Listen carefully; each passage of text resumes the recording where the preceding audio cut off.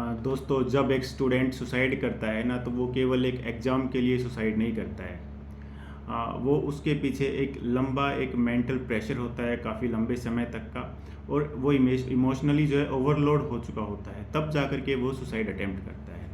तो अगर हम सुसाइड केसेस को देखें ना, तो उसमें टोटल 6 स्टेज जो है वो बताई गई हैं सुसाइड के अंदर। तो एक स्टूडेंट एक एग्जांपल के तौर पे अगर सुसाइड करता है, तो इसका मतलब वो 6 स्टेजेस से होकर गुजरा है।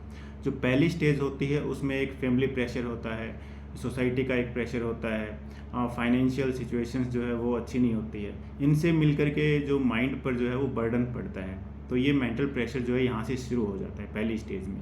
फिर अगली स्टेज में जब वो स्टूडेंट पहुँचता है, तब तक वो फेलियर जो है वो फेलियर्स का सामना कर चुका होता है। तो वो स्टेज 2 में कहते हैं कि वो इंसान होपलेस हो जाता है, वो स्टूडेंट होपलेस, उसकी उम्मीद टूट जाती है।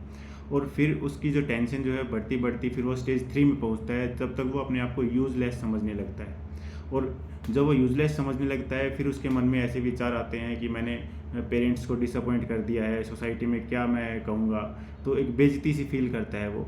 और इस तरह से वो इतना मेंटल जो है बर्डन ले चुका होता है, फिर वो 4th स्टेज में जाता है, जिसके अंदर सुसाइडल थॉट्स आने स्टार्ट हो जाते हैं। जैसे अब मैं किसी काम का नहीं हूँ, यहाँ से दूर चला जाऊँ, रात को सोऊं तो सुबह उठूँ ही ना, इस तरह के उसके ख्याल बनने स्टार्ट हो जाते हैं। ये उसकी बातों से भी थोड़ा सा आइडिया लगाया जा सकता है।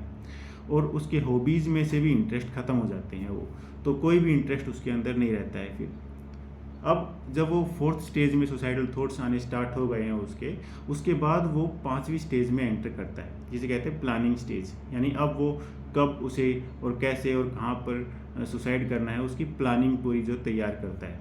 ये स्टेज बहुत ही छोटी होती है। उसके बाद जो प्लान कर चुका होता है, फिर वो लास्ट स्टेज में एंटर करता है, उसे कहते हैं अटेम्प्ट स्टेज। यानी अब वो अटेम्प्ट करेगा सुसाइड। इस तरह से 6 स्टेज होती हैं किसी भी सुसाइड के पीछे।